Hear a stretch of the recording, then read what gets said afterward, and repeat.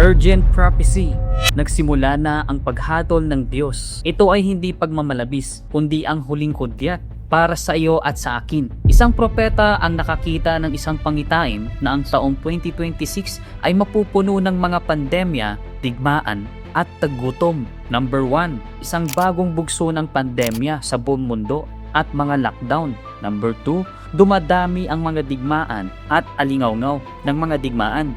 Number 3, matinding taggutom sa buong mundo at hirap sa paghahanap ng trabaho. Number 4, malalakas na lindol at pagputok ng mga bulkan.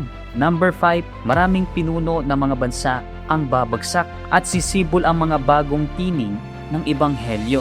Mga kapatid, hindi ito para magpanik tayo, kundi para manatili tayong gising. Kapag dumarating ang mga sakuna, pinaalalahanan ng Diyos ang mga tao na magsisi, magbalik loob at manumbalik kay Kristo. Sabi ng Diyos, nagaganap ang katapusan ng mundo sa harap mismo ng inyong mga mata at matuling nagsisilapit ang malalaking sakuna. Ano ang mas mahalaga? Ang buhay ninyo o ang inyong pagtulog, ang pagkain, inumin at kasuotan? Dumating na ang oras para timbangin ninyo ang mga bagay na ito.